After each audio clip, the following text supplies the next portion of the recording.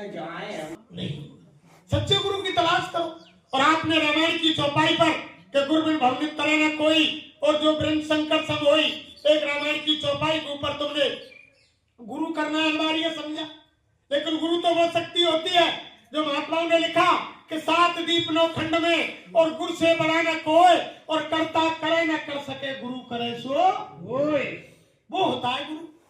ये थोड़ी है कि लाल पीले दोहरे कपड़े रंग लिए, दाढ़ी बाल रखा लिए, किसी इंसान की हत्या हो गई, वारंट कट गए, भेद छुपाने के लिए निकल पड़े, घर में शादी नहीं हुई या घर वालों ने नाकाम करने के बाद डंडा देकर निकाल दिया, भेद छुपाने के लिए मंदिर आश्रम पर बैठ गए और महात्मा बन गए, तो उसका नाम कोई गुरु थोड़ी है।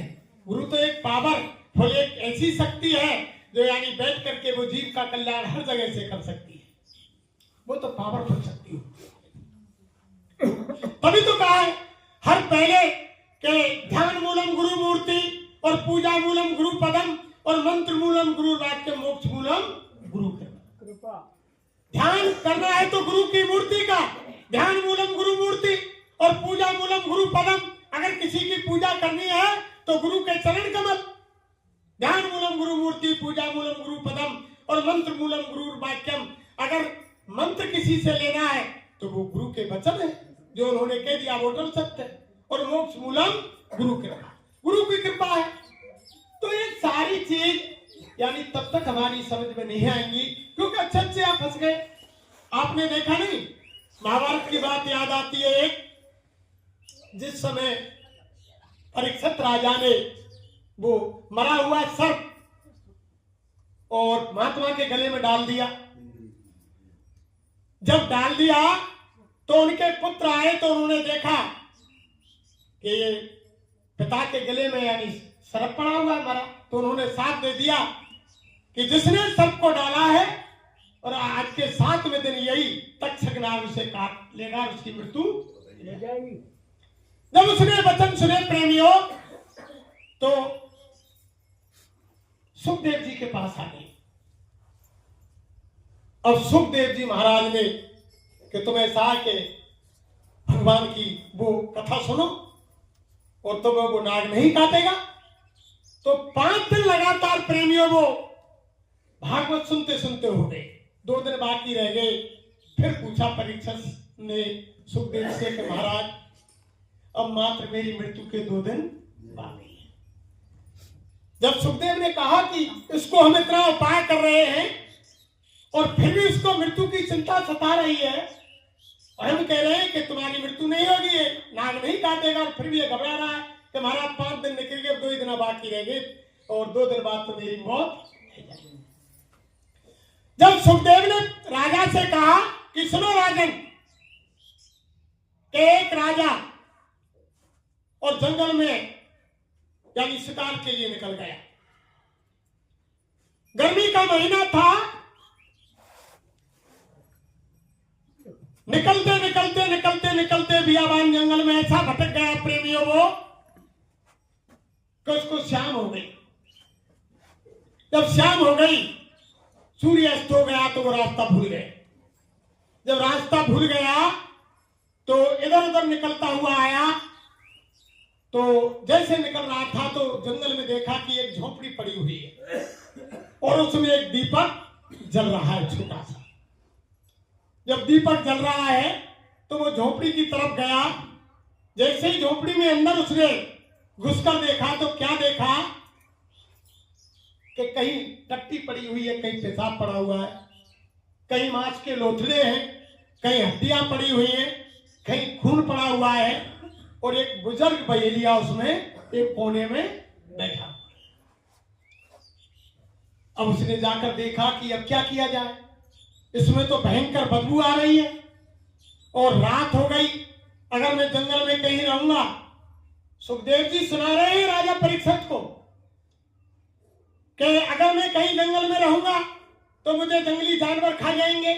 अब क्यों ना मैं इस बहेलिया से ही पूछ लूं कि इस झोंपड़ी में एक रात गुजार लूं मैं। राजा ने जाकर के बहेलिया को जगाया कि भैया मैं तुम्हारी झोंपड़ी में एक रात गुजार लूं, मैं फला देश का राजा हूं।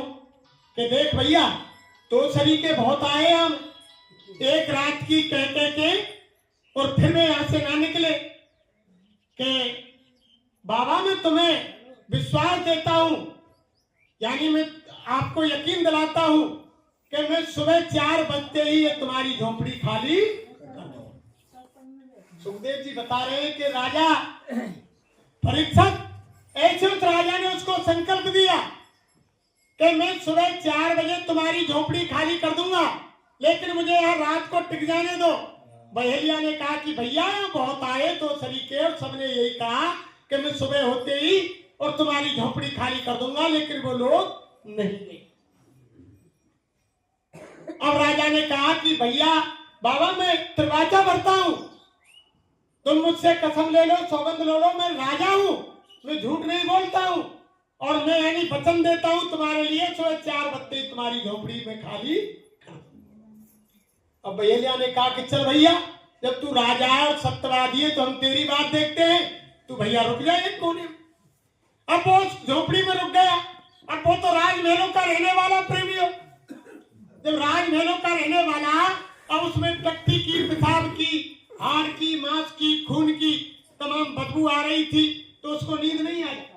रात भर सोचते सोचते कोने में बैठे बैठे, और जब सुबह के 4 बजे जब उसकी नींद लग गई, रात भर का जगह था, जब नींद लग गई, सुखदेव जी कह रहे हैं कि हे राजा परीक्षित, वो 4 बजे बादशाह उस झोपड़ी में सो गए। अब बहेलिया खड़ा हुआ। अब बहेलिया ने कहा, अरे कि राजन, अरे उठो उठो राजन, 6 बज गए, 7 बज गए। अब वो जगह, अब उसने सोचा कि ऐसा मौका आगे भी कहीं पड़ सकता है, ऐसा नहीं करूं, कम से कम यहाँ की रहने की 2-4 दिन ठहर के आदत तो डाल लूं। अब बादशाह सोचने लगा कि ऐसा मौका तुझ पर और कहीं जंगल में पड़ सकता है, तो मैं ऐसा क्यों ना करूं कि इससे पूछ के और 2-4 दिन इसमें ठहर के आदत तो बन जाए। जब बादशाह ने बहेलिया से कहा कि देखो महाराज, मैं इसमें 2-3-4 दिन ठहरना चाहता हूं, कि नहीं नहीं, तुम बड़े बेवकूफ राजा हो, तुमने वचन दिया है और फिर तुम्हारे वचन से मुकर रहे हो, मैं इसमें नहीं ठहरने दूंगा। तुमने 4 बजे की कहा था और तुम यानी 6 बजे, 7 बज गए, 8 बज गए और तुम इससे निकलना नहीं चाहते हो। तब राजा परीक्षित से सुखदेव ने पूछा कि महाराज बताओ, उस राजा की गलती है और बहेलिया की गलती है जो वो झोपड़ी को खाली नहीं कर रहा है, जबरन कह रहा है कि 3-4 दिन ठहरना है। जब राजा परीक्षित ने कहा कि महाराज सुखदेव जी, ऐसा कौन सा मूर्ख राजा होगा जो उस ऐसी बदबूदार झोपड़ी से निकलना नहीं चाहेगा। जब सुखदेव ने कहा, अरे कि राजा परीक्षित, ऐसा मूर्ख राजा तू ही है।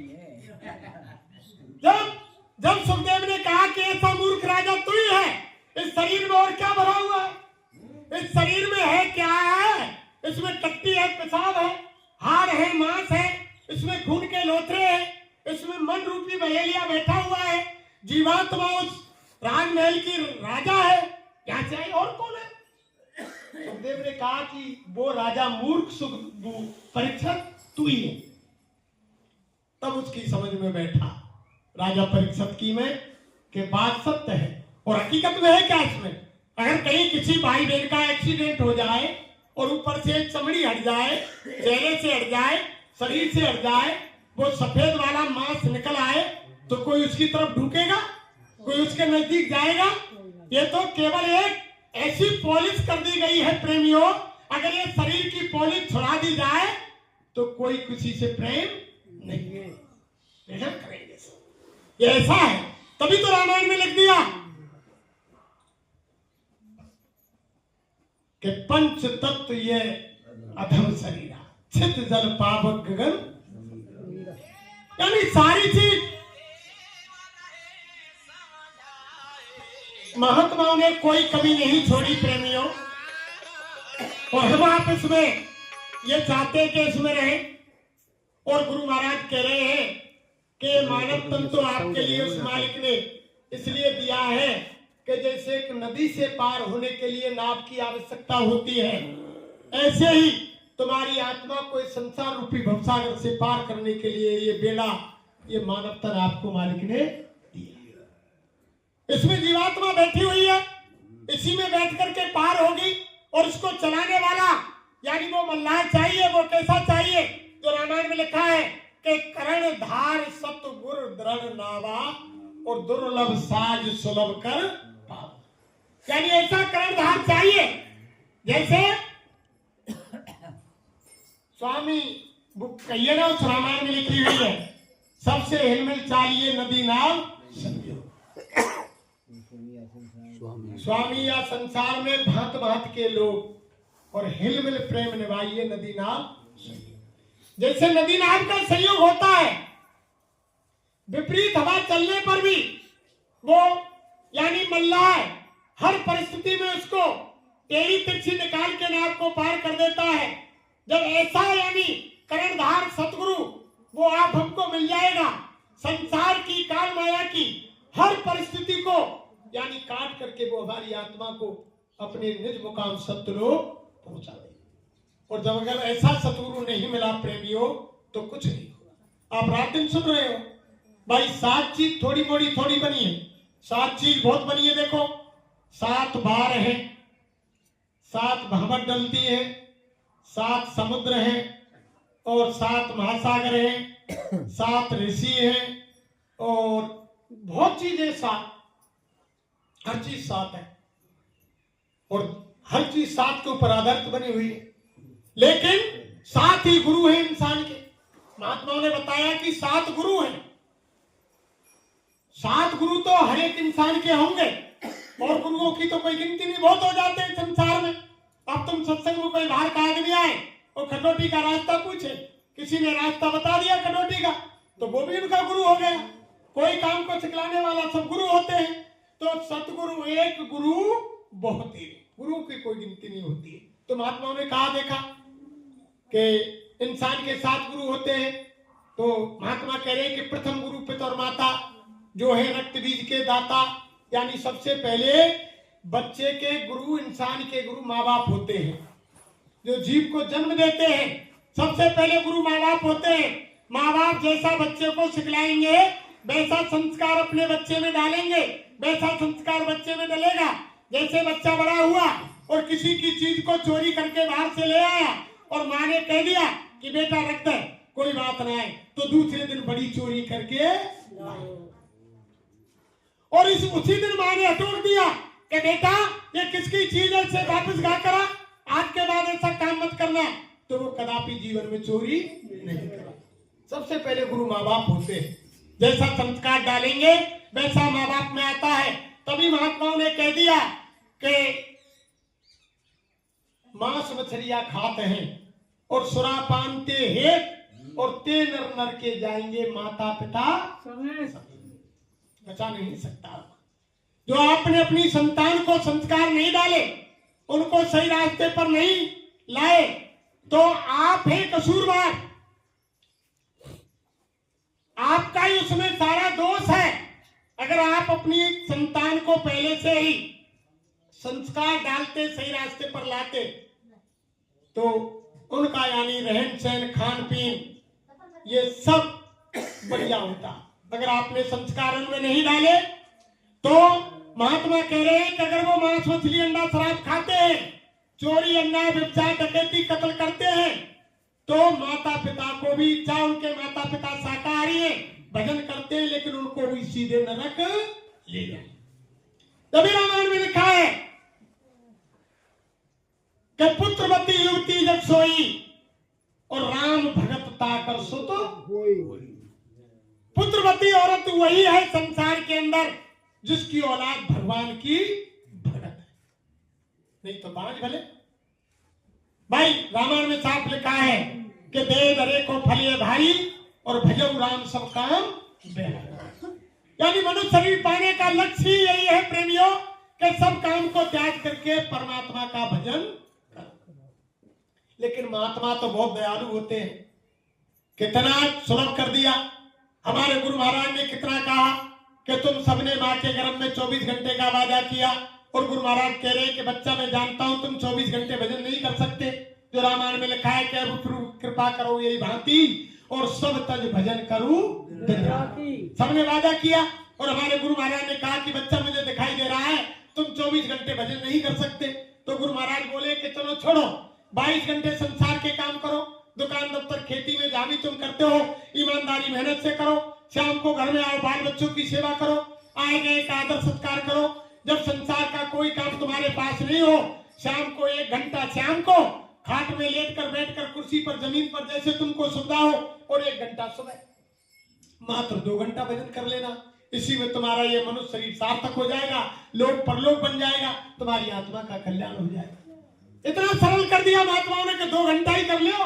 तुमने वादा तो 24 घंटा का किया है कि अब की बार में कोई काम नहीं करूंगा, जमीन पर तेरा ही भजन करूंगा, लेकिन तुम 2 ही घंटा कर लो।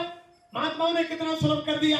तो क्या कहा कि प्रथम गुरु पिता और माता जो है रक्त बीज के दाता, और दूसरा गुरु भई वो दाई और गर्भवास की मैल छुड़ाई। दूसरी गुरु वो होती है जो बच्चा सबसे पहले माँ के गोद में ना जा करके दाई माई के पास जाता है, वो गर्भ की गंदगी को छुड़ा करके स्नान करा करके सूखे कपड़े से पहुंचकर तब माँ की गोद में देती है, तो उसको दूसरे गुरु का दर्जा दिया है महात्मा। तो जहां कहीं यानी महात्मा कहते हैं कि ना माँ बाप से आत्मा का कल्याण है, लेकिन उनके आदेश का पालन करो, उनकी सेवा करो। और ऐसे अगर दाई माई तुमको कहीं मिल जाए तो उसको प्रणाम करो, उसका आदर सत्कार करो, क्योंकि तुम्हारी गर्भमास की जो गंदगी थी किसी ने नहीं धोया, वो तुम्हारी गंदगी दाई माई ने धोई। फिर कहा कि तीसरा गुरु नाम जो धारा गांव देश के लोग पुकार। तीसरा गुरु वो होता है जब बच्चा महीना 2 महीना का हो जाता है, जब घर में घरवाले कहते हैं कि घर में सोबर सूतक हो गए और चौका बर्तन करके और यानी खीर पूरी बनाओ, पकवान बनाओ और पंडित को नौता दो और बच्चे का नामकरण संस्कार कराओ। जो तीसरा गुरु नाम जो धारा और गांव देश के लोग पुकारा। तीसरा गुरु का दर्जा महात्माओं ने दिया, यानी जो ब्राह्मण होते हैं जो नामकरण संस्कार करते हैं उनको दी, लेकिन आत्मा का कल्याण उनसे भी नहीं। फिर आगे चौथा गुरु जो शिक्षा देना और तब संसारी मार्ग जीना। चौथा गुरु का दर्जा महापुरुषों ने, जब बच्चा बड़ा हो जाता है 5-6 साल का, जब स्कूल विद्यालय जाता है, जो भौतिकवाद की शिक्षा देते हैं मास्टर अध्यापक, उनको चौथे गुरु का दर्जा दिया। महात्माओं ने कहा कि अगर तुमको वो तीसरा गुरु कहीं मिल जाए तो उनको नमन करो, प्रणाम करो, उनकी इज्जत करो, उनके आदेश का पालन करो। और चौथा गुरु यानी जो भौतिक शिक्षा देता है उसके आदेश का पालन करो और उसको नमन करो। चौथा दर्जा गुरु का यानी उनको दिया जो भौतिकवाद की शिक्षा देते हैं, जो मास्टर होते हैं स्कूल में संसार का ज्ञान कराते हैं। फिर उसके बाद बच्चा बड़ा हो गया। जब बड़ा हुआ प्रेमियों, 18-20 साल की उम्र हो गई शादी की। जब शादी के समय जब घर में पंडित आता है और वो कहता है कि तुमने गुरु बना लिया, जब वो कहता है कि नहीं बनाया, तब वो जनेऊ देता है और कान में कहता है कि ओम नमो भगवते वासुदेवाय नमः। लो ये मंत्र है, मैं आज से तुम्हारा गुरु हूँ। वो जो शादी के समय पर कनफू का गुरु बनाया जाता है उसको यानी 5वें गुरु का दर्जा महात्माओं ने दिया। 5वां गुरु जो दीक्षा दीना और राम कृष्ण का सुमरन कीना। तो महात्मा कह रहे इससे भी आत्मा का कल्याण नहीं है, गुरु आगे करना पड़ेगा। शादी भी हो गई, बच्चे पैदा हो गए, फिर बुढ़ापा आ गया। और बुढ़ापा आने के बाद जैसे अक्सर कर घर से खाते निकाल के वो चौपार पे पटक दे बुजुर्ग किए और पानी भर के रखा में कई दिन को है जाए, कोई रास्ता गिर जाए, जब वो रामा श्यामा होए, कोई जय गुरुदेव बोले, कोई राम राम करे, कुछ ही करे, जब वो कहे कि भैया कौन सो है के फलाना हूं, के भैया का है, के भैया कछी ना चलती को नाम। अब तो भैया कोई समय पे ना खानो दे ना भोजन दे और ना कोई नवावे ना धवावे। जब वो रास्ता गिर के भैया देख कोई काऊ को ना है तो भाई को ध्यान धर के ओम नाम सबसे बड़ा और याते बड़ो ना कोई, और जो या को सुमरन करे तो शुद्ध आत्मा। जब उन्हें कही कि भैया भाई को ध्यान धर, तो 6वां गुरु भरम सब तोरा और ओंकार से नाता जोड़ा। यानी 6वां गुरु वो है जो संसार का भ्रम खत्म करके लेकिन महात्मा कह रहे हैं कि उससे भी यानी जीव की गति नहीं है। जैसे 7 भामट डाली जाती है शादी के समय में प्रेमियों, ये हमारी माता बहन देवियां जब बच्ची की भामर पड़ती है तब ये गाती है कि मेरी पहली भमरिया रे वही तो बेटी। 6 भामर तक क्या कहती है कि मेरी छठी भमरिया रे वही तो बेटी। जब तक यानी कोई बच्चा वाले या लड़की वाले में कोई झगड़ो हो जाए और 6 भामर तक तो वो शादी नहीं, कुछ नहीं। फिर 7 ही भमरिया पड़ जाए जो काके कब तो मेरी 7 ही भमरिया रे अब तो बेटी साजनी, तब पति की होती है। ऐसे ही महात्माओं ने कहा कि छठवां गुरु भरम सब तोड़ा, ओंकार से नाता जोड़ा, इससे भी यानी आत्मा की गति नहीं है। फिर महापुरुषों ने क्या कहा कि 7वां गुरु यानी सतगुरु कहलाना और जहां को जीव तहां पहुंचावा। जब जीव का कल्याण होगा, जब सतगुरु नहीं मिलेंगे प्रेमियों, 7वां गुरु सतगुरु नहीं मिलेगा तब तक यानी जीव का कल्याण नहीं। जो रामायण में लिख दिया कि सतगुरु मिले तो सब मिले, नहीं तो मिला न कोई, और मात पिता सुत बांधवा ये तो घर घर। इससे सतगुरु खोजरी प्यारी, जगत में दुर्लभ रतन यही। इसलिए सतगुरु की तलाश करो। गुरु तो हर काम के बहुत है। जो काम किसी ने सिखाया, मोटरसाइकिल चलाना, ट्रैक्टर चलाना, साइकिल चलाना, यानी खेती में काम करना, दुकान में काम करना, दफ्तर में काम करना, कहीं रास्ते में जाना, कहीं जो भी काम सिखाया वो सब गुरु है। गुरु तो बहुत होते हैं लेकिन सतगुरु केवल एक। जब तक वो सतगुरु नहीं मिलेंगे जब तक आत्मा का कल्याण नहीं। सतगुरु खोजरी प्यारी, जगत में दुर्लभ रतन ये। और देखो हम आप इस संसार में फंसते चले जा रहे हैं, और ये संसार लेन देन का है, और बिना लेन देन के संसार चलता नहीं है। या सब लेन देन एक दूसरे का चुकने और चुकाने के लिए हम आप यहाँ आए हुए हैं। और इस शरीर के साथ ही कोई अगर ये समझ रहा हो कि यहाँ से सुई की नोक की बराबर कोई चीज हमारे अपने साथ हम आप ले जाएं, तो यहाँ शरीर के साथ में तुम्हारी लिखाई यानी पढ़ाई, बुद्धिमानी, मान, पद, होदा, तुम्हारी नौकरी और की क्या चला, ये शरीर भी यहीं पर रखवा लिया जाए। शरीर के साथ सारी चीज तुम्हारी यहाँ रह जाएगी।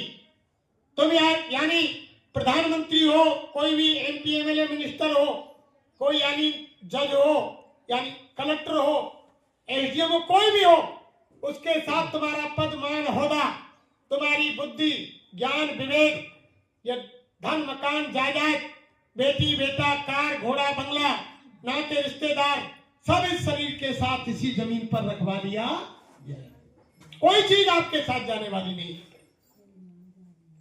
केवल यह हम आप एक दूसरे का कर्म कर्जा चुकने चुकाने के लिए आए हैं। जब यहाँ का कर्म कर्जा चुक जाएगा, एक जगह तो महापुरुषों ने ऐसा कहा कि अगर किसी के खेत का एक दाना भी, अगर तुमने पड़ोसी के खेत का, एक सत्संग में गुरु महाराज कह रहे हैं कि अगर तुमने पड़ोसी के खेत से एक दाना भी अनाज का ले लिया, खा लिया, तो उसका भी कर्म कर्जा तुम्हें मैं ब्याज के चुकाना, उसका भी चुकाना पड़ेगा। एक बार गुरु नानक देव जा रहे थे प्रेमियों, 12 मर्दाना उनके साथ चल रहे थे, उनके 2 प्रेमी। तो नानक देव जी कहते थे कि बच्चा बाला, दाने दाने पर लिखा है खाने वाले का। जब बाला ने कहा, एक खेत पका हुआ था मक्का का, जब बाला ने कहा कि गुरु महाराज कहते हैं कि दाने दाने पर है खाने वाले का नाम, और शाम उसने मक्का तोड़ी। अब तोड़ करके एक दाना हाथ में लिया और गुरु महाराज से बोले कि गुरुजी बताओ, जो मैंने हाथ में एक दाना ले रखा है मक्का का, ये किसके भाग का है? कि बच्चा, ये मुर्गी के बच्चे के भाग का है। जब बाला बोलो कि मुर्गी के में पहुंच कैसे जाए, तब बाला है का जब बताने जैसे फटाया ऊपर गुम होकर के, जब बाकी वो नाक में उल्टो, सांस के संग जब वो फंस गो, अब वो नाक के संग फंस गो। अब बाला बोलो कि गुरु महाराज मेरे तो बहुत जोर से दर्द है, रो दानो अंदर फंस गो, अंदर फंस गो के बच्चा चलो वो सामने और जब सिन्हा वहां पहुंचे, मां कही कि भैया नाक में एक मक्का को दानो फंसको कोई है यहाँ? हनुमान कही कहा है, वो तो गुरु की समाया थी। हनुमान ने एक छींक की ऐसी दवाई ला के दी, जब नाक में सुंघाई, जैसे वो छींक आई और दानो जैसे वो निकल के दूर गिरा, मुर्गी को बच्चा ला के पट वो खाई। जब उस बाला को मालूम हुई, जब उसने विश्वास किया कि दाने दाने पर लिखा है खाने वाले का, जब उसने कहा कि मालिक मैंने दानों इसीलिए खाओ कि नहीं मुर्गी के बच्चा को कहां से पहुंच जाए, लेकिन वो उसी के नसीब का था, वो इसको मिट नहीं सकता है। जो भाग में लिखा है प्रारब्ध में, वो हर जगह मिलेगा, उसको कोई मिटने वाला नहीं। और यह केवल संसार में हम आप एक दूसरे के कर्म कर्जों को चुकाने के लिए आए हैं, और मैं ब्याज के वो चुकाना पड़ेगा जब तक। इसीलिए तो महात्मा कहते हैं नाम दान देने के बाद कि अब तक जो तुमने जो किया, लेकिन आगे कोई ऐसा कर्म मत करना जो फिर तुम्हारे ऊपर कर्मों का कर्जा लग जाए। अब तक का तो मैं नाम दान तुमको दे रहा हूं, तुम्हारे कर्म कर्जे का खाता धर्मराज की भई से पन्ना निकाल के अलग कर रहा, फाड़ दे। लेकिन नए बना देते, और नए बनाने के मारे तो स्वामी जी रोजाना के भाई रोजाना भजन करो। जब तुम सुबह शाम भजन करेंगे तभी तो हम जो जाने अनजाने में जो कर्म बने हैं तभी तो उनकी सफाई होगी। अरे तुम संसार की बात में आ जाओ सब। ये हमारी माता बहन देवियां सुबह सुबह रोजाना घर में झाड़ू नहीं लगाए तो बताओ 15 दिन तक लगातार तो कितनी गंदगी रह जाएगी, कोई उसमें बैठना पसंद करेगा? तो ये तो जाने हमारा भगवान का असली मंदिर है, मनुष्य शरीर। इसमें हम आप झाड़ू नहीं लगाएंगे, इसमें यानी बुहारी का झाड़ू तो लगेगा नहीं, इसमें तो भजन का झाड़ू लगेगा। जब हम भजन करेंगे, बैठेंगे, रोजाना इसकी सफाई करेंगे, अच्छे बुरे कर्म तभी तो खत्म होंगे। इसीलिए तो महात्मा कहते हैं कि समय निकाल करके भजन में नागा मत करो। और जिन चीजों के लिए तुम इतनी कड़ी मेहनत, इतनी कोशिश कर रहे हो, तुम एक मेरे कहने से मेरा काम कर लो, तुम भजन कर लो, संसार की जो चीज तुम्हारे भाग में है वो तो तुमको मिली जाएगी, उसको कोई मिटने वाला नहीं। अरे जब तुम भजन करोगे, गुरु महाराज बोले अरे बच्चा जब तुम भजन करोगे तो तुम्हारे घर में बीमारी नहीं आएगी, और तुम जब भजन करोगे तो तुम्हारे घर में लड़ाई झगड़ा नहीं होगा। जो अगर तुम भजन करोगे तो तुम्हारे घर में सुख समृद्धि होगी, अगर तुम भजन करोगे तो तुम्हारे घर में सब तरह के आनंद होंगे, और भजन करोगे तो तुम्हारी आत्मा का कल्याण होगा, और भजन करोगे तो तुम्हारा लोक परलोक बनेगा। यानी भजन से ही सारी चीजें सब रामायण में लिखा हुआ है। काकभूषण के संवाद में गरुड़ से काकभूषण ने यही कहा कि निज अनुभव में कहूं खगेशा, और बिन हर भजन न मिटही कलेशा। बिना भगवान के भजन के कलेश खत्म होंगे ही नहीं, कितनी भी कोशिश कर लो तो। भाई रोजीना इस मन मंदिर में झाड़ू लगाया करो रोजाना, वो भगवान के मंदिर को साफ करने के लिए, वो यानी भगवान का भजन, भगवान की प्रार्थना, भगवान की आराधना, यही असली झाड़ू है। जब तुम रोजाना घर में झाड़ू लगाती हो, सुबह जगने के बाद सबसे पहला काम हमारी माता बहन देवियों का यही होता है कि घर की सफाई करते हैं, सबसे पहला काम होता है। जब हम यहाँ संसार के इस घर की जिसमें रहते हैं इसकी सफाई करते हैं, तो आप हमने कभी सोचा कि असली मनुष्य मंदिर इसमें भगवान बैठे हुए हैं, और वैसे हम कह रहे हैं कि भगवान हम बिठाना चाहें, और रामायण में लिख दिए कि निर्मल मन जन सोए मोह पावे, और मोह कपट छल छिद्र न। भगवान कह रहे हैं कि सफाई करो उसकी, इसके अंदर से काम क्रोध लोभ मोह ईर्ष्या चुगली निंदा, और यानी किसी की रिश्वत लेनो, झूठ बोलनो, बेईमानी करनो, सारी उन्हें निकालो। जब ये बुराई निकल जाएंगी तभी तो शुद्ध होगा, तभी परमात्मा इसमें ठहरेगा, ऐसे थोड़ी आ जाएगा। तो तभी तो महात्मा ने कहा कि दिल का हुजरा साफ कर, महात्मा ने कहा कि दिल का हुजरा साफ कर, जाना के आने के लिए, और ख्याल गैरों का हटा उसको बिठाने के लिए। भाई ख्याल, हमारा ख्याल तो संसार में, पूजा तो हम देवी देवता की मंदिर में कर रहे हैं, यानी पूजा तो मंदिर में देवी देवता की कर रहे हैं हम, और प्यार कौन से कर रहे हैं? संसार के, परिवार के। मोह हमारा खेती में, दुकान में, दफ्तर में, नाती में, बेटा में, उनमें लिखा हुआ है। और महात्मा क्या कहते हैं? अरे प्यार तुम परमात्मा से करो, और पूजा भले ही संसार की करो, लेकिन प्रेम परमात्मा से करो।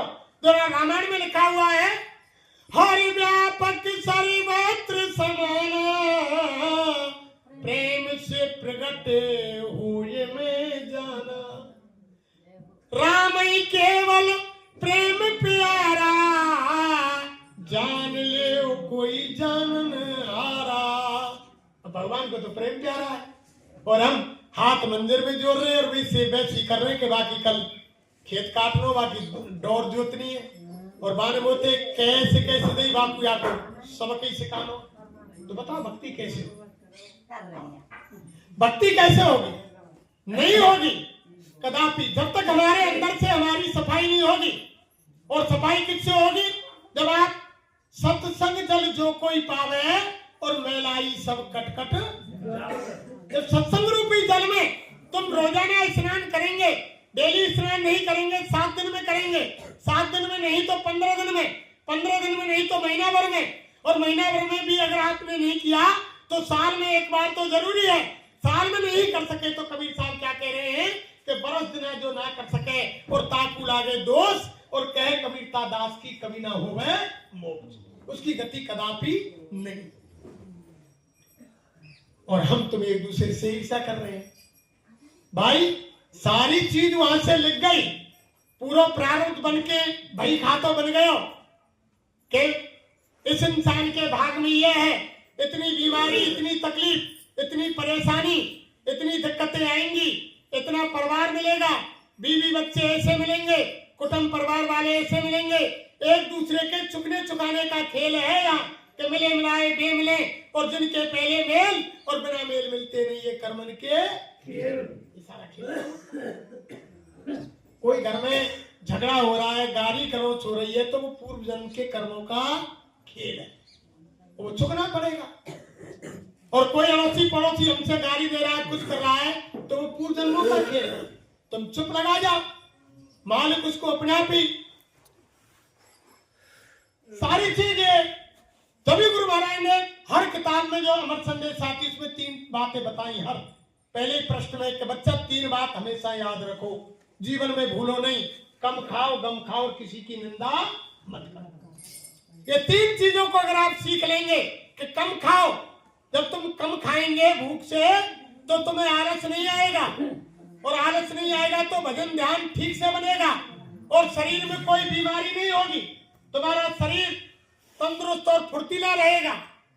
और अगर तुम भूखते 1 रोटी ज्यादा खा लेंगे तो मशीन जाम हो जाएगी, मशीन जाम होगी तो कब्जी होगी, कब्जी होगी तो बुखार होगा, जुकाम होगा, पेट दर्द होगा।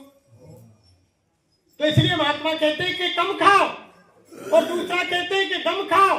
अगर तुमसे कोई गाली दे तो बर्दाश्त कर लो, जब तुम बर्दाश्त करोगे तो यही तो महात्माओं ने कहा कि जो तो कू कांटा बोए और ताए बोए तू फूल, और तोय फूल के फूल है बापू है।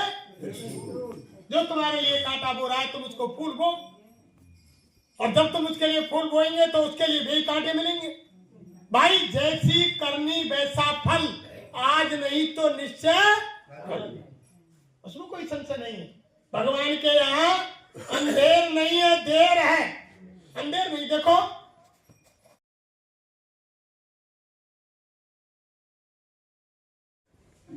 एक ब्राह्मण रहते थे, एक शहर में एक ब्राह्मण रहते थे। वो राजा के यहाँ आ गए और राजा से कहा कि महाराज मैं बहुत गरीब हूं। तो राजा ने कहा कि ब्राह्मण देव बताओ क्या किया जाए कि महाराज मेरे खाने के लिए और रहने के लिए कोई इंतजाम कर दिया जाए। राजा का जब दरबार लगता था प्रेमियों, उसी जगह पर राजा ने उसको एक छोटा सा मंदिर पूजा के लिए बना दिया, और वो ब्राह्मण देव उसमें रहने लगे, वहीं अपना भोजन बना ले और पूजा करो उसमें रहे। अचानक देखो क्या होता है कर्म की गति। देखो लेन देन का कर्जा कैसे होता है प्रेमियों, कई जन्मों का खेल होता है। अब उधर एक दिन राजा का कुंवर जंगल में गया घोड़ा लेकर शिकार के लिए। अब जंगल से जैसे वापस लौटा, गर्मी का महीना था, दोपहरी हो गई, प्यास के कारण राजा के लड़के के होश उड़ गए। आकर के कमरे में तलवार को म्यान में नहीं रखा, नंगी तलवार जल्दी में खूंटी से ऊपर टांग दी और अपने पलंग के ऊपर जाकर के सो गए। जैसे पलंग पर सो गए तो वो राजा की लड़के की रानी, उनकी बहू जब उस कमरे में आई प्रेमियों, तो उन्होंने देखा कि मेरे स्वामी, मेरे पति देव के ऊपर, सर के ऊपर नंगी तलवार यानी टंगी हुई है। अचानक कारणवश अगर इसकी ये रस्सी टूट गई और ये तलवार गिरी तो मेरे पति की गर्दन कट जाएगी। अब वो पलंग पर चढ़ी प्रेमियों, संयोग था। अब वो जैसे पलंग पर चढ़ी, नंगी तलवार उतारी, उतारते ही लेकर के नीचे उतरना चाहती थी और पलंग से आसन डिगा, पैर फिसला और गिरी, नंगी तलवार हाथ से छूटी और राजा के कुंवर की गर्दन पर जाकर गिरी। अब गर्दन कट गई। सोच तो कुछ नहीं थी, लेकिन गर्दन कट गई प्रेमियों। अब उधर गर्दन कट गई तो क्या हुआ प्रेमियों?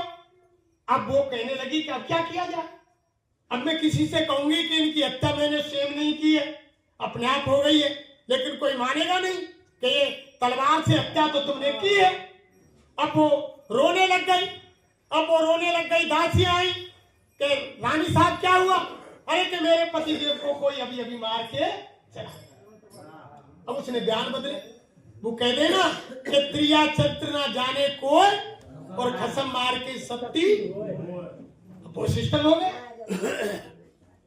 जब वो रोने लगी प्रेमियों तो दासी आ गई, उधर मंत्री आ गया, राजा आ गए। अब राजा ने कहा कि मेरे कुंवर की हत्या किसने की है? कि बताओ बेटी किसने मारा है? कि महाराज मुझे मालूम नहीं, अभी अभी कोई इनकी गर्दन काट के चला गया। राजा ने कही कि देखो बाहर कौन गया है। अब उसी समय देखो वो ब्राह्मण बेचारा मंदिर से बाहर निकल करके मंदिर में अंदर घुस ही रहा था, तब तक पीछे से सिपाही मंत्री पहुंचे। मंत्री ने कहा सिवाय इस ब्राह्मण के और किसी ने इस राजा के कुंवर की हत्या नहीं की, कोई है ही नहीं है। ब्राह्मण को पकड़ लाए, महाराज से कहने लगे कि महाराज तुम्हारे कुंवर का हत्यारा ब्राह्मण है। अब राजा को अंदर विश्वास ही नहीं, ये तो बड़ा नेक है, इसे कोई पैसे से उससे कोई लोभ लालच नहीं, ये तो पूजा करता है और भोजन कर लेता है, ये क्यों हत्या करेगा? लेकिन पूरी शहर की जनता में हंगामा हो गया। सब कहने लगे अरे कि राजा साहब ब्राह्मण को यानी फांसी दो, फांसी दो, इन्होंने तुम्हारे बेटे का कत्ल किया है, तुम क्यों रहम कर रहे हो, फांसी दो, फांसी दो। अब चारों तरफ से आवाज आई। अब राजा ने कही कि मैं अगर आप ब्राह्मण को दंड नहीं दूं तो जनता ही तो हमारे कहने लग पड़ेगी कि राजा की साजिश से ही कुंवर मेरे ऊपर आरोप रखेगी।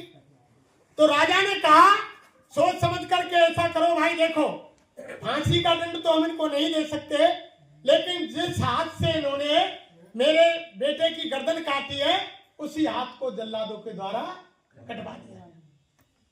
जल्लाद बुलाए, उसका दाहिना हाथ ब्राह्मण देव का कटवा दिया। अब ब्राह्मण देव हाथ को लेकर के शहर को छोड़कर चल दिए। मान के ऐसे अंधेर नगरी और यानी अज्ञान राजा के देश में रहना ही बेकार है, बेकसूर था, मेरा हाथ कट गया, तो रास्ते में चल दिए। अब चलते चलते चलते चलते रास्ते में एक दूसरे ब्राह्मण देव मिल गए। अब ब्राह्मण ने पूछा कि भैया ये तुम्हारी हालत किसने की है, ये खून बह रहा है, तुम्हारा हाथ किसने काट दिया? कि भैया मैं फला देश के उस राजा का रहता था और उनके कुंवर की किसी ने हत्या कर दी और उसका दोष मेरे ऊपर रख दिया, तो राजा ने मुझको दंड दिया, जल्लादों से मेरा ये दाहिना हाथ कटवा दिया। उन्होंने कहा कि तुम निर्दोष हो? कि हाँ महाराज मैं निर्दोष हूं, मैंने नहीं काटा है। अरे कि तुम चले जाओ फलाना शहर में, वहां एक ज्योतिषी रहता है, बड़ा विद्वान है, वो आगे पीछे की जानता है, वो भूत भविष्य वर्तमान की बताता है, तुम उनसे जाकर बात करो, वो सारा भेद तुमको बता देगा। अब ब्राह्मण ज्योतिषी के घर पर पहुंच गए थे। पूछते पूछते पूछते पूछते ज्योतिषी के यहाँ जाकर पहुंच गए। अब ज्योतिषी महाराज से जाकर पूछा कि उनका घर कौन सा है। तब उन्होंने आवाज लगाई कि यहाँ ज्योतिषी महाराज हैं। जब उनकी धर्म पत्नी, क्या पत्नी मानो, धर्म पत्नी तो बहुत बड़ी चीज होती है, उनकी पत्नी निकली और एक ही उसास में कम से कम 1000 गाड़ी जोशी महाराज को। तमाम जिनने सुन ना सके ऐसी गाड़ी में जोशी की पत्नी ने दी। अब वो ब्राह्मण बोलो कि भैया वो तो बड़ो जोशी है, भूत वंश वर्तमान देखे, और ये घरवाली ऐसी खूंकार है, यानी तो 1000 गाड़ी दे दी बा जोशी के। भैया अब मैं आते का पूछूंगा या कि अब वो खड़ो खड़ो माते वापस है लियो। अब वापस जाने की तैयारी है, इतनी देर में जोशी महाराज आएंगे कि बताओ ब्राह्मण देव कैसा आना हुआ। अरे महाराज आने का चले, तुम तो चारों ओर प्रसिद्ध है रहे ऐसे जोशी है, और तुम्हारी घरवाली इतने खूंखार है जो एक सांस में इतने गाली देंगे महाराज, मुंह पे तो सुनी ना गई ऐसी बदकार गाली देंगे। तो जोशी बोले कि तू भैया बिन बात नहीं छोड़, तू आजा तेरे काम को आओ, झोपड़ी मारी। अब झोपड़ी में जोशी महाराज ले गए ब्राह्मण को। अब आसन बिछा दियो, दोनों बैठ गए। अब जोशी पूछने लगे कि बता भैया ब्राह्मण देव कैसे आए। अब ब्राह्मण कह रहे हो कि भैया जोशी मेरी बात है, तू बरंदे पीछे छोड़ दे, पर तू नहीं बता, तू तो जोशी भूत भविष्य वर्तमान देख है, और तेरी यहाँ बताई तेरी घरवाली ऐसी क्यों है भाई, ये क्यों गाली दे रही है। अब जोशी बोले हो कि सुन, या घरवाली कोई बताऊं मैं तेरे का, सुन घरवाली कोई मैं बयान बताऊं तेरे लिए। अरे बता भैया महाराज के पहले जन्म में ही मेरी घरवाली एकाई गधैया। अब जोशी महाराज बता रहे कि ये थी गधी और मैं था कौआ, और यहाँ की पीठ पे है वो फोड़ा गौआ, गधैया की पीठ पे फोड़ा है, और मैं यानी कौआ तो यहाँ की पीठ पे फोड़ा में मैं चोंच मारे और मांस खावे, और ये छटपटा गई, बुरी तरह से छटपटा गई, और मैं बड़े आनंद ले। अब एक दिन मेरे आतंक से ही परेशान है के, और जब पीठ लंबी निकल गई कौन 5 दिन है। अब मैं आज ढूंढ डोलू ही मिला ही नहीं कहीं।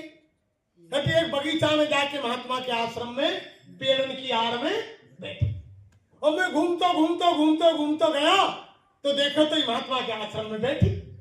अब महात्मा के दर्शन याव नहीं करे संत के, और संत के दर्शन मैंने करे। वैसे मनुष्य जन्म तो गाय बैल की योनि में आने के बाद मिलता है प्रेमियों, लेकिन अचानक कोई संत महापुरुषों के दर्शन हो जाते हैं। हमारे गुरु महाराज कहते थे, अगर किसी महात्मा ने पूरे संत ने पेड़ के नीचे बैठ गए, पेड़ की योनि छूटते ही मनुष्य का जन्म, किसी नदी में स्नान कर लिया, जिसने जीवों ने यानी कीड़े मकोड़े ने शरीर को स्पर्श किया, मनुष्य योनि सीधे। कोई उनकी शरण में पहुंच गया, सीधे उनको मनुष्य योनि। और की क्या चला है, हमारे गुरु महाराज तो हमारी मंदिर की कहते हैं। अरे बच्चा, जो मंदिर बना हुआ है इसकी मुंडेर पर अगर पक्षी भी बैठकर उड़ जाएगा तो पक्षी की अगली योनि मनुष्य शरीर में आई। ऐसी महिमा तो केवल मंदिर की है। स्वामी महाराज ने कहा कि मंदिर की मुंडेर पर पक्षी बैठकर उड़ जाएगा तो सीधा मनुष्य जन्म। अब वो जोशी बोले कि भैया मैंने संत के दर्शन किए या नहीं किए। अब मैं वहां जाके पहुंचो, वो बैठी दिखी, और मैं जैसे ही नीचे उतरो मेरी शक्ल देखते और ही भड़बड़ा के खड़ी केवल की आगो दुष्ट।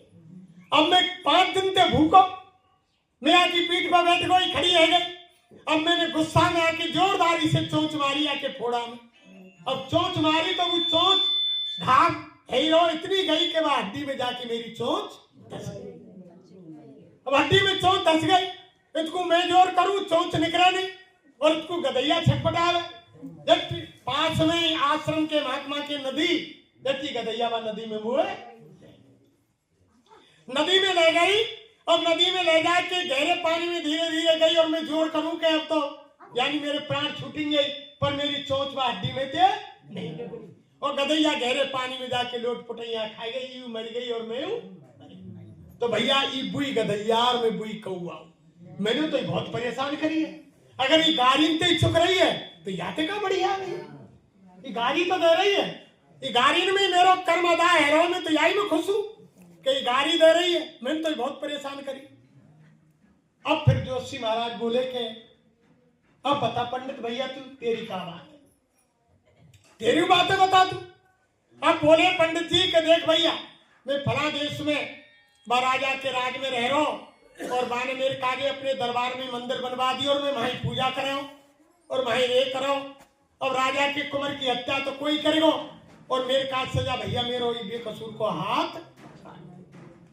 अब ज्योतिषी ने देखो, अब ज्योतिषी बोले पंडित महाराज के पंडित जी महाराज ये वैसे ही ना काटो, ये तो पूर्व जन्म को खेल है ही तो तुमने काटो जब ही तो कट रहा है, ऐसे थोड़ी कट जाएगा।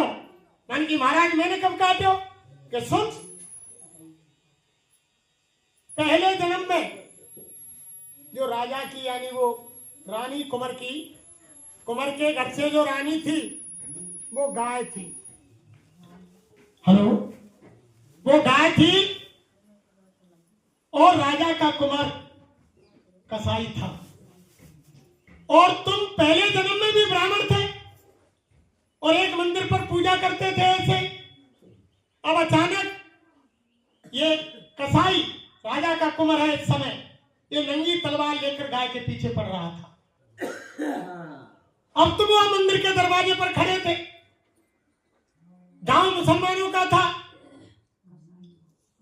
अब जैसे ही उसने गाय वहां से कई गली जा रही थी तुम्हारे मंदिर के पास से, जब कसाई ने पूछी ए ब्राह्मण वो गाय किधर गई, तो तुमने नंगी तलवार देख के डर के मारे तुमने हाथ को इशारा, बोले ना है तुमने हाथ को इशारा कर दिया कि इधर गई है। जब तू कसाई है गाय के पीछे। अब गाय जंगल में पहुंच गई महात्मा के आश्रम में और भू आश्रम में पहुंच गो। अब महात्मा जी तपस्या पे बैठे, दोनों ने दर्शन किए महात्मा के वहां भी। अब दर्शन करने के बाद गाय आश्रम में से बाहर निकाल रहा, कसाई और दत्तू खत्म काट दी, तू गाय खत्म कर दी। उधर से शेर आएगा, शेर ने जब कसाई खत्म कर दी।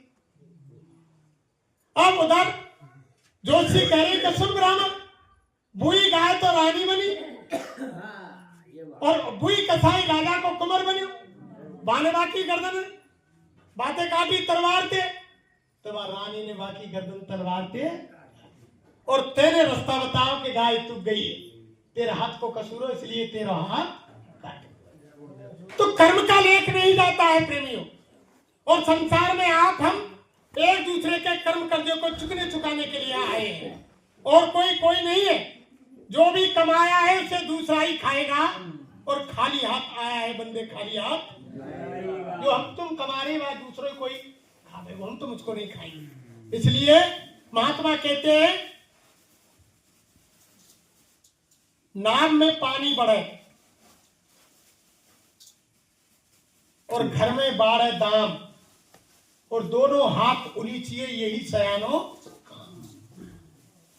जैसे नदी में नाव चलती है और नाव में पानी आता है, अगर वो केवट मल्लाह पानी डिब्बा से खिला के बाहर नहीं फेंकोगे तो नाव क्या होगी। ऐसे ही घर में पैसा है, अगर तुम दान नहीं करेंगे तो फिर लास्ट में क्या होगा, नाश होगा, नाव डूब जाएगी। इसलिए महात्मा ने कहा कि धन की 3 गति होती है, भोग, दान और नाश। परमात्मा ने दिया भोग में लो, यूज करो अच्छे काम में हर जगह, और बच रहा है दान में दो।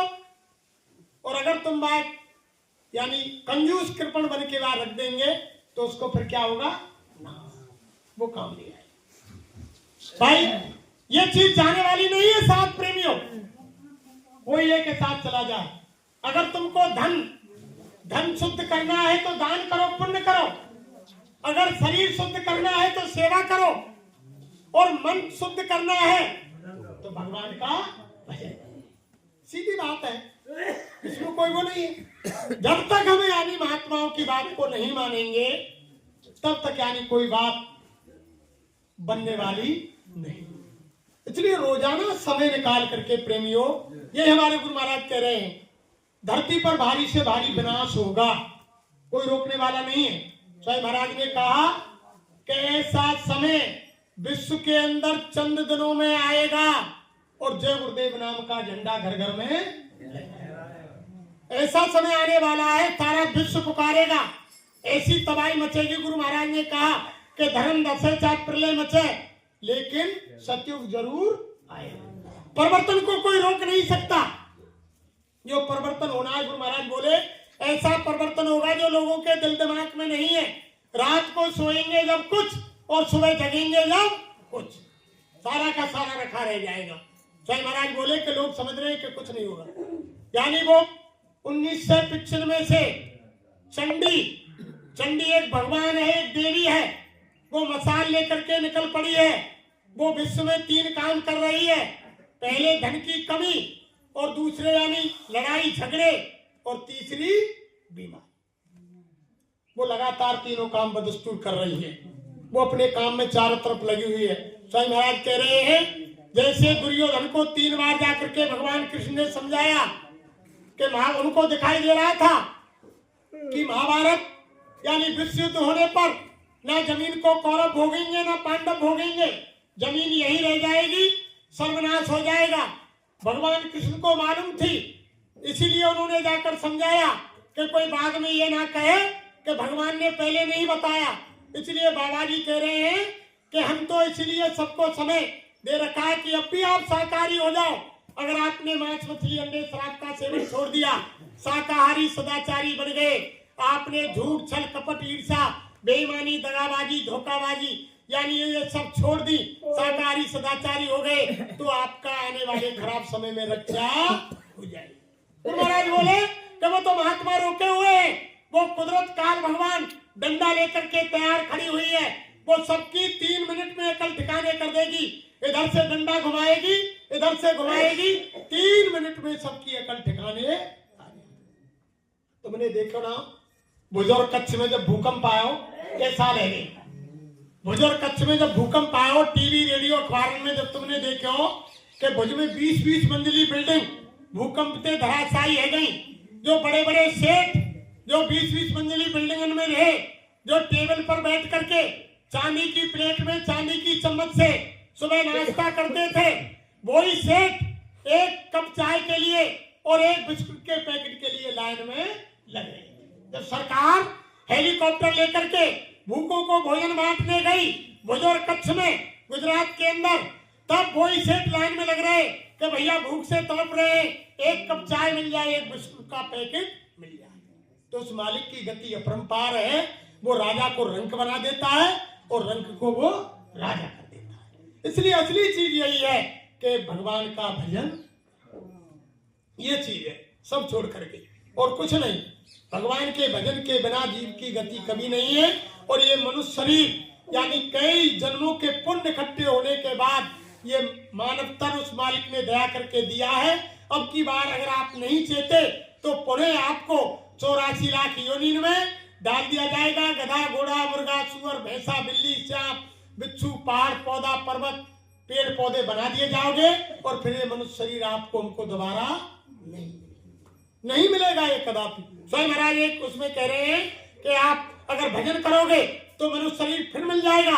और जिस काम में तुम लगे हो आत्मा के कल्याण में, जन्म मरण से मुक्ति पाने के लिए, अगर तुम भजन में लगे रहे और मनुष्य शरीर तुमको मिलता रहेगा तो तुम्हारा वो काम पूरा हो जाएगा। और अगर तुमने ये काम नहीं किया तो कुछ नहीं होगा। हर जितने भी धर्मशास्त्र जितने भी महात्मा धरती पर आए सबने यही कहा।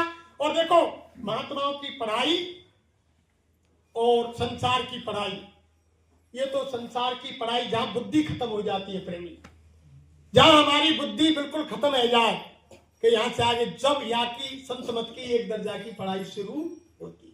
ये बुद्धि का विषय नहीं है जो रामायण में लिख दिया कि नाम रूप दो अखत कहानी और समझी जाए न जाए कहानी, यानी ये तो अलग बुद्धि है। अब मैं आपको देख समय कितना और अबे चलो जय गुरुदेव।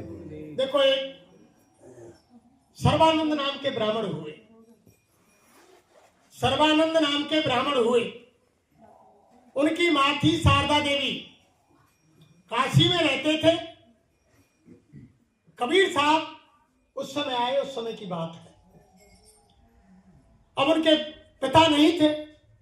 उनकी मां शारदा देवी कबीर साहब की शिष्या थी और वो सर्वानंद ब्राह्मण जी शिक्षा पढ़ने के लिए जगह जगह इतना भ्रमण किया कि 4 वेद 6-7 18 पुराण 16 उपनिषद यानी कोई भी धर्मशास्त्र ऐसो नहीं छोड़े उनने जो यानी अध्ययन नहीं करो यानी कंठस्थ नहीं कियो। और सारे हमने लेकर के और बैल पर लाद के चले हुए।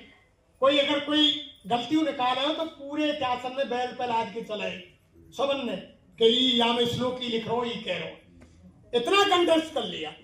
जब वो इतनी पढ़ाई करके प्रेमियों घर पर आए, माँ ने देखा कि मेरा बेटा सर्वानंद आ गया, पैर छुए, आशीर्वाद दिया कि बेटा सर्वानंद आयुष्मान भव। जब सर्वानंद ने कहा कि माँ सर्वानंद मत कहे, मुझे सर्वजीत कहे, मैंने सबको जीत लिया है, मेरे सामने साथ तुम्हें मुझसे कोई जीत नहीं सकता। माँ बोली शारदा देवी के बेटा मैं नहीं मानती, अगर तुमने साथ तुम्हें कबीर साहब को हरा दिया तो मैं मान जाऊंगी कि मेरा बेटा सर्वजीत है, नहीं मैं तुमसे सर्वानंद कहूंगी। अब इतनी बात सुनकर के सर्वानंद बैल को लेकर के लौट पड़े तुरंत कि माँ हम भोजन तभी करेंगे जब कबीर साहब को शास्त्रार्थ में हरा करके तुम्हारे पास आ जाए। माँ कबीर साहब रहे काशी में और काशी में रहो सर्वानंद। अब लेके बैले पहुंच गए कुटिया में साहिब कबीर, और उधर जैसी बैले लेके पहुंचे उनकी लड़की कमाली बाहर निकली। उन्होंने कहा कि यहाँ साहिब कबीर हैं कि बताओ क्या काम है कि हम उनसे मिलना चाहते हैं। तो कमाली भी नामदानी थी, वो भी भजन करती थी। उन्होंने क्या कहा सर्वानंद से, अरे के ब्राह्मण देव तुम कबीर से मिलना चाहते हो? कबीर से मिलने की राह में सकरी गैल और पैर ना टिके पिपीलिका, तुम लाभ चले हो गए। अब कमाली कह रही है कि पंडित जी महाराज तुम कबीर से मिलने आए हो, कबीर के रास्ता में तो बहुत टेढ़ी मेढ़ी गैल है, जब चींटी को पैर ना टिके तुम यहाँ बैले लेके कैसे मिलने जाएंगे कबीर के? वो ऊपर की बात कर रही थी जो सही हमारा नामदान देते हैं बंकनाल वगैरह की, वो वहाँ कितना टेढ़ा मेरा रास्ता और कबीर साहब का मुकाम है नामी धाम, तुम वहां कैसे पहुंच सकते हो? इतनी देर में कबीर साहब अंदर से आ गए। संत तो कभी आज तक जितने भी धरती पर संत आए, कभी ने अपने को किसी ने गुरु नहीं माना, किसी ने महात्मा नहीं कहा, किसी ने भगवान नहीं कहा। किसी भी संत ने, हमारे गुरु महाराज भी मन से यही कहते थे, बच्चा कोई मैं महात्मा नहीं हूँ, मैं कोई भगवान नहीं हूँ, मैं कोई गुरु नहीं हूँ, मैं तो तुम्हारा सेवक हूँ, तुम्हारी सेवा करा लो, थोड़ा भजन तुम करो, थोड़ी मेहनत मैं करूं और इसी में तुम्हारा काम बन जाए। कभी गुरु महाराज ने मुझसे नहीं कहा कि मैं तुम्हारा गुरु हूं, आज तक कभी भी, कि बड़े बड़ाई ना करे और बड़े ना बोले बोल, और रही मन हीरा कब कहे कि लाख हमारो बोल। कभी भी महापुरुषों ने कभी कहा ही नहीं। इनकी तो कोई बड़ाई करता रहे तो भी ऐसे ही रहेंगे, और कोई इनकी निंदा करता रहे तो भी ऐसे रहेंगे, इनके कोई फर्क नहीं पड़ता है महापुरुषों की। और ये किस लिए आते हैं कि तरवर सरवर संत जन और चौथा वर्ष में और परमार्थ के कारण चारों धारी तरवर फल नहीं खाता है, सरवर पिए न पान, और यानी परमार्थ के कारण। ये तो मतलब धरती पर आते इसीलिए है। जितने भी संत महात्मा धरती पर आए, पेड़ स्वयं फल नहीं खाता है, नदी नीर को नहीं सींचती है, ये तो परमार्थ के कारण ही इकट्ठा करती है नदी, फल भी परमार्थ के लिए पेड़ देता है। ऐसे ही संत महात्मा धरती पर आते हैं, दूसरे की भलाई के लिए आते हैं, वो स्वयं कष्ट भुगतते हैं और दूसरे के लिए धरती पर आते हैं। अब उधर कबीर साहब ने प्रणाम किया ब्राह्मण देव को। अब उन्होंने कहा कि देखो कबीर साहब, हम तुमसे शास्त्रार्थ करने के लिए आए हैं, और सारे प्रमाण जितने भी धर्म शास्त्र हैं, वेद पुराण कुरान बाइबल सब हमारे पास बैल के ऊपर लदी हुई है, तुम हमसे शास्त्रार्थ करो। अब कबीर साहब हाथ जोड़ के बोले कि भैया ब्राह्मण देव, तेने इतने नाम बताए, मैं तो इनके शास्त्र के नाम ना जानू, मैं तो अनपढ़ हूं, एक दिन स्कूल में आएगा अंगूठा टेकू, तो भैया मैं कैसे तुमसे शास्त्रार्थ करूंगा? तो सर्वानंद बोले कि तो ऐसा करो कबीर साहब, फिर तुम हार मानो हमसे। कबीर साहब ने कही कि भैया हमने तो हार मान ली, कि ना ऐसे नहीं मानूंगा मैं बुनकार के ला रहा हूं भाई, कॉफी ला रहा हूं, लिखो मामे और दस्तखत करो, जब मेरी मां मानेगी, ऐसे नहीं मानेगी। सर्वानंद भाई निकाल लाए, कबीर साहब के सामने कर दे कि लिखो कि मैं सर्वानंद शास्त्रार्थ में हार गया, दस्तखत कर दो। कबीर साहब बोले कि भैया देख ब्राह्मण दे, मैं तो पढ़े लिखे है ना, मैंने तो स्कूल ही ना देखो, मैं तो अंगूठा टेकू, तू यहाँ पे लिख ले जो लिखेंगे और मुँह पे अंगूठा करवा लीजिए, दस्तखत कर दो। जब सोच समझ के सर्वानंद ने लिख दियो कि सर्वानंद से शास्त्रार्थ में कबीर साहब हार गए, पढ़ के बन के लियो साहब साइन कर दो, बट कबीर साहब ने अंगूठा वहां पे लगा, कबीर को नाम लिख दिया। खुशी खुशी सर्वानंद घर आए, घर आके माँ से आते कही कि माँ तुमको रट लग रही, कबीर साहब कबीर साहब कबीर साहब।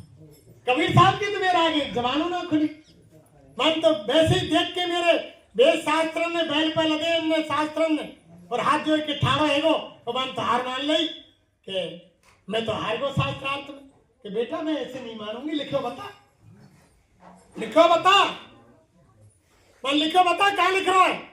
मन की माँ मैं ऐसा कोई पागल हूँ लिखवा के लाऊं ले, जैसे भाई सामने निकारी बाने और सर्वानंद ने पढ़ी तो वहां में विपरीत लिखो कि सर्वानंद शास्त्रार्थ में कबीर साहब से हार गए।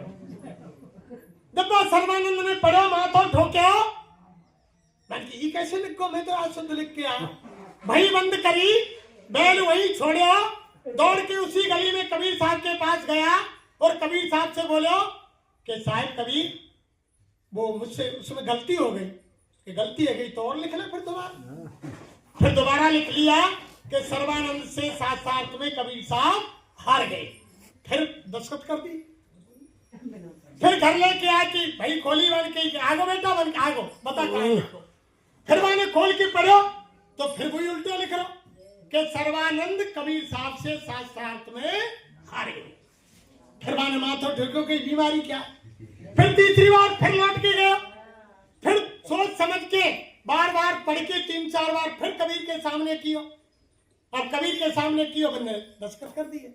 फिर घर आके पढ़ो तो वही उल्टो लिख रहा कि कबीर साहब से सर्वानंद शास्त्रार्थ में हार गए।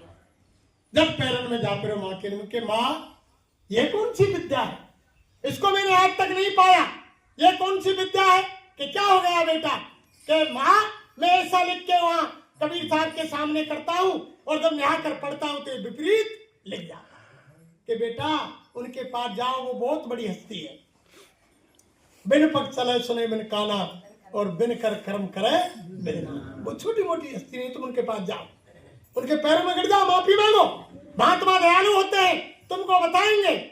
जब लौट करके सर्वानंद गए, जा करके कबीर के पैरों में गए कि महाराज हमसे गलती हो गई, ये कौन सी विद्या है इसको बताओ, कि बेटा इस विद्या को अब तू दूसरे रंग में रंग गया है, जैसे कोई कपड़ा होता है ना सफेद, बात तुम लाल पीरो हरे गुलाबी का रंग में रंग देंगे, फिर वहां पे और कोई रंग चढ़ाएंगे तो दूसरा रंग नहीं चढ़ेगा, टाइम लगेगा उसमें। तो उन्होंने कहा कबीर साहब ने कि बच्चा तू दूसरे रंग में बहुत गहरा रंगा हुआ है, तुम्हें समय लगेगा, लेकिन मैं तुमको बताता हूं, मेरा भगत है, उनके पास तुम चले जाओ और इस विद्या का भेद तुमको वो बता देंगे। अब गांव बता दिए, सर्वानंद के तो दिल से लग रही, भूख प्यास उड़ गई। अब सर्वानंद जी वहां जाकर पहुंच गए, बस शहर में पहुंचे और वहां जाके पूछी कि भैया लालू भगत को घर कौन सा है। चलते चलते चलते चलते लालू भगत मिल गए, तो लालू भगत वहां लकड़ी को काम करे, एक अर्थी बना रहे, अर्थी।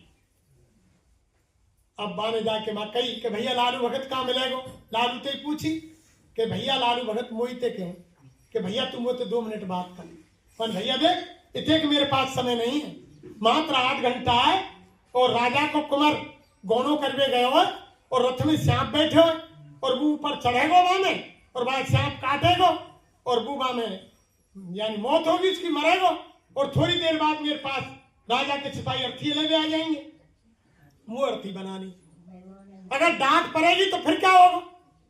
अब वो बोले कि भैया ये कैसा आदमी है, जब मालूम है कि 8 घंटा है और जब वो राजा को खबर ना कर लो कि तेरे छोरा से आप खावे, बल्कि 5 मिनट बैठ जाते। अब वो बैठ गए और को माथा ठनिक को मन की ये कैसा भगत है, या मालूम है कि राजा कुमार मरेगा और जमुना के में जा रहा हूं और अर्थी बना के लग रहा हूं। अब इतनी देर में एक बुजुर्ग आ गो काफी के बाद, अब बाने बा लालू ते कही के भगत मान के यहाँ दादा के वो आँच ना करी थे ना आज के दादा मैंने आँच ना करी वो मैं अर्थिये बनावे लग पड़े वो राजा कुमार खत्म हो गो बात मारे जल्दी में तो यार हमें तो हुक्का की उखास लग रही हुक्का पीनो मान के आप तो आँच ना मिट दें फिर मान ध्यान दियो वो जब चलने लग पड़े बुजुर्ग मान ठहर 5 मिनट रह जा तू ये मेरी टाल लग रही है ना लकड़िया की या आग लगेगी और तू कितने को आँच अब सर्वानंद का और माथा ठनक गया कि आज जब ये मालूम है कि मेरी लकड़ी की टाल जलेगी फिर आप इंतजाम क्यों ना कर रो पानी छिड़क दे क्या दूर हटा दे कुछ तो कर ले आपको बैठ मान की चलो देखते हैं दोनों में थोड़ा थोड़ा समय है जब ये काम हैगे दोनों आग लग गई टाल में राजा कुंवर को अर्थी ले भी आगे तो समझ लेंगे कि वास्तव में की बात सत्य है। अब उधर देखो थोड़ी देर में राजा के कुंवर को अर्थी ले में सिपाही आएंगे सिपाही बोले कि भगत मूर्ति तैयार है कि हाँ हजूर महाराज ले जाओ अर्थी ले थोड़ी मिनट बीच ही जब बाकी टाल में आग लग गई अब टाल में आग लग गई बेअर्थी ले गए अब वो लालू भगत का आगो पंडित जी के पास कि भैया अब बता ब्राह्मण देव तेरी क्या बात है अब मैं फुर्सत में मान के यूं पूछ लो महाराज मेरी बात है तुम छोड़ो पर तुमने पहले मालूम ही कि राजा कुंवर मरेगो 8 घंटा पहले को क्यों ना बचाओ तुमने वो और तुमने मालूम ही कि यार टाल में आग लगेगी क्यों ना की तुमने वो करी अब वो बोलो लालू भगत सुन भैया ब्राह्मण देव मुंह पे तो राजा कुंवर में 8 घंटा और टाल में आग लगने में 10 मिनट मैं तो कुछ 7 दिन की मोहलत दे रहा हूँ 7 दिन की मोहलत ये सामने बरको वृक्ष है ना दिन के 12 बजे फिक्स या बर के वृक्ष के नीचे तो फांसी तेरे लिए फांसी लगेगी इस वृक्ष के नीचे मेरे पास तो 8 घंटा और 10 मिनट था मैं तुमको 7 दिन का समय दे रहा हूँ और तू तो बच जाए तो माथा ठनक गया प्रेमी माथा ठनक गया सर्वानंद का उसी समय धोपती उठाई और उस शहर से भग दिया 3 दिन लगातार चला भूखो प्यासो रात के 12 बजे झट एक पेड़ के नीचे जाकर के गैर हो सके गिर पड़े फिर गिर पड़े हो दिन भर को चलो परेशान है रोजट नींद आ गई अब नींद आ गई अब सुबह भयो अब बोलो कि मैं 3 दिन और 1 आधी रात चलूं मैं बहुत दूर आएगा और इतने कहीं और चलूंगा ना बाप बर के नीचे जाऊं और ना मेरी फांसी और देखो मती फिरती है प्रेमियों जगह अगर दिशा भूल है वो सुबह उठाए कि झट बार रास्ता आया भाई वापिस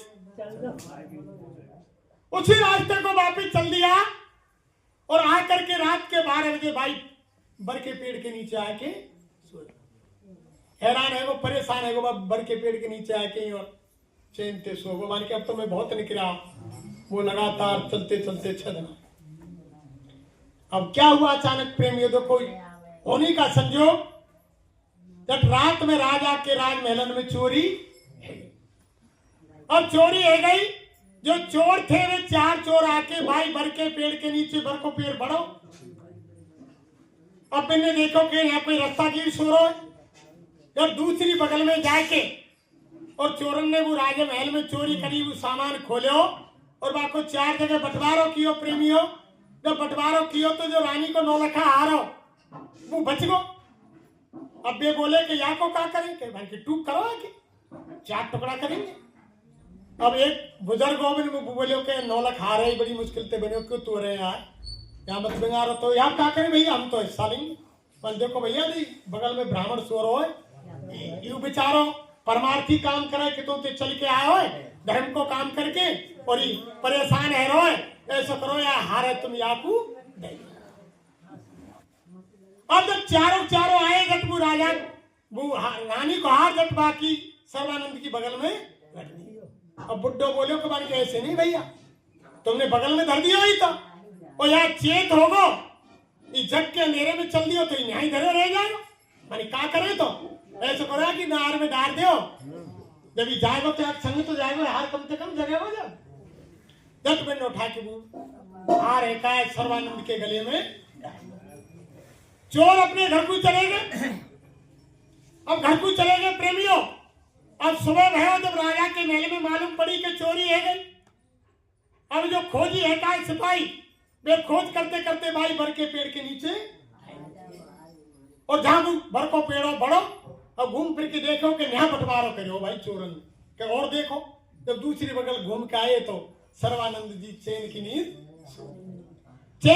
छोरे, गले में हार पड़े हुआ। सिपाही ने कही कि चोर तो हीरो और सबूत हीरो आके गले में हार पड़े हुआ। बूट की ठोकर मारी, सर्वानंद की आंख खुली कि भैया क्यों मार रहे हैं? कि मारे नहीं तो भैया क्या करे? तो तेने राजमहल में चोरी करी है और चैन ते सो रहो, मारे नहीं तो पूजा करे थे। मैं भैया मैंने चोरी कब करी है? कि सबूत है तेरे देख गले में हाथ पड़े। मान की भैया ही तो मैंने चोरी ना करी, कोई डाल गो। बात सीधे पकड़ के राजा के पास ले गए। प्रेमियों, राजा ने कहा कि जिस बर के पेड़ के नीचे मिला है उसी बर के पेड़ के नीचे दिन के 12 बजे इसको फांसी। अब बात झट एकदम होश आए। अरे वानकी वो लालू भगत ने कही आई बर के पेड़ के नीचे तेरी फांसी, मैं तो लौट के नहीं आएगा। जैसी हो तब बिता तैसी मिले सहाय और जो ना जा सके तहाँ ले गई। अब फांसी को नंबर आएगा मां, तखत लगा दिया फांसी को। 8 घंटा रहेगा, 11:30 बज गए। अब पूछी सर्वानंद के भैया बता तो का घर के कुटुंब परिवार ते बीवी बच्चान ते काउते मिलनो है? कि भैया मोए काउते ना मिलनो। नहीं सोच ले काउते मिलनो। सिपाही बोले कुछ खानो पीनो तो बता दे। 10-20 मिनट बाकी और रही है भाई तेरी वहां फांसी में। तट भाई एकदम ध्यान आ के भैया मोए ना का घर के तो मिलनो ना कुछ खानो त्यारा शहर में एक लालू भगत है, बातें मिला दो भाई मोए। सिपाही गए अंतिम इच्छा पूर्ति करते हैं। सिपाही गए, लालू भगत लाए। जैसे लालू भगत सामने आओ देख के आंसू आ गए सर्वानंद के कि भैया आप तो मेरे प्राण बचा दे, मैं बिल्कुल निर्दोष हूं, मैंने ना कोई चोरी करी ना कछु करी। अब लालू भगत बोलो कि देख भैया मैं मेरे सतगुरु दाता दयालु से निवेदन करता हूं, उनसे अर्जी लगाता हूं। सब खेल उनका ही कराया है, तुम्हारी या संसार की या मोह माया हटावे का ही उनको ही खेल रचे हुए। और उनसे मैं निवेदन करता हूं और उनने मेरी विनती स्वीकार कर ली तो तुम्हारा काम हो जाएगा, वरना मेरे बस की तो भैया कुछ। और तू भैया निवेदन कर, दाता दयालु कबीर साहब महाराज साहब कबीर तो तू विनती प्रार्थना कर और मैं भी करता हूं मेरे सतगुरु से। अब बाने अर्जी लगाई अंतर में जैसे अर्जी लगाई और मालिक ने सुनी। अब फिर चोरन को रात में जब भाई सपनों दियो भाई रात जब चोरी करके ले गए, मैंने एक दिन लेटे सुबह कि भैया देखो फांसी लग रही है वाक्का में सर्वानंद को। एक तो तुम चोरी करिए तुमने, एक तो पाप ही किया और दूसरो यानी निर्दोष ब्राह्मण मारे जा रहा, तुम पे बाको पाप लगेगा ब्रह्म हत्या को। या सामान्य वापस करके आओ और नहीं करे तो तुम्हें यानी जीवन भर ये मनुष्य शरीर नहीं मिलेगा और तुम्हें यानी या कर्म को भोग। अब साहब चोर ने आके विनती कही कि भैया ऐसे ऐसे मुंह आंख सी लग गई है भाई दिन में और सुबह और भैया ऐसे ऐसी बात है कि तुम्हें हमारा इकट्ठा करो, राजा के माले चलो। अब मैंने इकट्ठो करे, राजा के माले गए कि महाराज ब्राह्मण देव को फांसी मत दो, वो तो निर्दोष है, चोर तो महाराज हमें मानी कैसे के माली रो हम पे। तो बाके गले बाहर कहते आए कि महाराज वो बंटवारे में बच गो, हमने डालो बाके गले में। तो राजा ने कही ये भी सच्चे चोर हैं, इनको भी रिहा कर दो। और बात सर्वानंद ब्राह्मण हुए उस समय फांसी चला। तो ये संतमत की विद्या ऐसी होती है प्रेमी, संतमत छोटी मोटी बात नहीं होती है। महात्मा हमेशा देखो, एक बार लालू भगत के यहाँ गुरु नानक देव आए एक गांव में, बस एंड 5 मिनट हो गए। एक गांव में यानी एक बड़े जमींदार साहूकार रहते थे और लालू भगत बेचारा बिल्कुल गरीब था, लेकिन गुरु में इतनी आस्था थी, संगत की सेवा इतनी करता था बहुत ज्यादा। अब वह सत्संग रख दिया। नानक देव ने कह दिया कि हम तुम्हारे कल गांव आ रहे हैं और वह संगत बैठेगी और हमारे खाने पीने का और संगत का इंतजाम कर लेगा। अब शाम सत्संग इकट्ठे, अब उधर सत्संग हुआ अब लालू भगत ने कह रही कि हजूर गुरु महाराज मैं आपको भोजन बनवा रहा हूँ। और गांव का जो साहूकार था जमींदार बड़ा वो भी आया कि गुरु महाराज आपका भोजन आज मेरे घर बन रहा है। ठीक है बच्चा, लालू भगत से कह दिया ठीक है बच्चा। सत्संग समाप्त हुआ, वो गुरु की दया और लालू भगत जल्दी आ गए गुरु महाराज नानक देव को बुलाने। दिनांक 17 दिसंबर 2024 ग्राम खटोटी तहसील नगरी जिला राजस्थान में यह गुरुदेव संगत का यह सत्संग वचन इस समय चला हुआ है। दुर्योधन की छोड़ के मेरे पास दुर्घट खाया और भक्तन ने मुझे नाना यानी मेरा तो क्या दिया उसे मालूम थी मैं ये दुष्कर्म से करी हुई कमाई का भोजन है दुर्योधन का, इसको मैं खाऊंगा बुद्धि खराब हो जाएगी। तो विदुर के घर में सांप खाया भगवान ने। ऐसे नानक देव जी लालू भगत के घर पहुंच गए, सूखी रोटी और सब्जी का भोजन किया। करने के बाद इतने में साहूकार आ गए, महाराज भोजन के लिए चलो आपको भोजन तैयार है। नानक देव बोले कि बच्चा हमने तो भगत क्या भोजन कर लिया, अब दोबारा भोजन कैसे करें। जब वो बिगड़ गया अरे तुम जाति पक्ष करते हो, गरीब क्या भोजन खा लिया और हमने आपके लिए पकवान बनवाए और ये वो किया और तुम सूखी रोटी इनके घर खा लिया। हमने तो देसी घी में बहुत पकवान तुम्हारे लिए बनवाए और तुम मेरे घर भोजन नहीं कर रहे हो। जब नाराज साहूकार जी जमींदार, अब गुरु तो बहुत दयालु होते हैं, वो बोले बच्चा ठीक है चलो ऐसा करो तुम्हारे घर से भोजन लाओ। वो लालू भगत से कहा कि तुम्हारे घर से भोजन लाओ। जब गुरु महाराज नानक देव मंच पर चढ़ गए और एक मुट्ठी में लालू भगत की सूखी रोटी और एक मुट्ठी में नानक देव के हाथ में साहूकार जमींदार का वो यानी मीठा भोजन पकवान। जब गुरु नानक देव ने कसकर मुट्ठी मारी लालू भगत के भोजन की तो सूखी रोटी में से दूध की धार निकली और जब इधर का भोजन कसकर नानक देव ने दबाया तो उस पकवान में से खून की धार निकली। जब नानक देव कहने लगे कि बताओ बच्चा मैं खून को पीऊं या दूध को पीऊं, बताओ दूध वाला भोजन करूं मैं या ये खून वाला भोजन करूं। जब नानक देव ने कहा कि ये गरीब लोगों की यानी हक छीन करके बेईमानी से उन पर ब्याज की ब्याज लगा करके उनका हक मार के इन्होंने जो पैसा कमाया है ये भोजन उसका है और लालू भगत का भोजन उनकी 20 नौन की कमाई का नेक भोजन है। तो खाने का भी बहुत अंतर होता है। तभी तो महात्मा ने कहा कि जैसो खावे अन्न और वैसो होवे मन और जैसो पीवे पानी और वैसी होवे पानी। अगर तुम किसी चोर का भोजन करेंगे तो तुम्हारी बुद्धि भी चोर हो जाएगी। शराबी का भोजन करेंगे वो कहा है कि वैसा धीमर और शिकारी नृप विषय और मांसाहारी इनकर भोजन करे जो संता और साधन भजन को है जा और लालच ना करके हम तुम भोजन कर ले कि पकवान है खा ले। खाने का बहुत बड़ा दोष होता है, छोटा मोटा दोष। मांसाहारी मानवा प्रत्यक्ष राक्षस संग और इनकी संगत जो करे परे भजन में तिल भर मच्छी खाए के कोट गऊ दे दान और काशी करवट ले मरे निश्चय नरक। मीन माछ को करे आहारा और 64 जन्म गीत अवतार। ये सारी चीज देखो पहले समय में कितने गिद्ध चील रहे हमारे गांव के बुजुर्गन नहीं पूछो, इतने चील गिद्ध रहे कि फिर करे में अब बेव बेचारे मैदान क्यों छोड़ गए कि जब आदमी खाने वाले पैदा है आदमी पे तो मांस ना बच रो तो हम कहाँ खाएंगे, मैदान छोड़ गए। नहीं वो मृतक भोजन और पहले गाय बैल भैंस घर में नुके यान हमको कमाओ दूध दियो है बेचो मती ना। 2-4 ने रोजीना बुजुर्गन ने पूछो वे डंडा गाड़ के नीचे बेड़ा फसा फसा खड़ी करे और बन्ने सूते और कितनी सेवा करे ढोरन की। पहले लग जाओ नीचे इतने बल दो लकड़ियां लगा गाड़ के बन की सेवा कराए। आज नहीं बीमार है वो कसाई बुलाए और कटवा दिए तो सबका भोग भोगना पड़ेगा। कुदरत नाराज है, वो सबको अपने कर्मों की सजा देगी, कोई नहीं बच सकता है। मत बुरे कर्म कर बंदे नहीं तो पछताएगा और भगवान की नजर से तू कभी ना बच कोई नहीं बचने वाला है।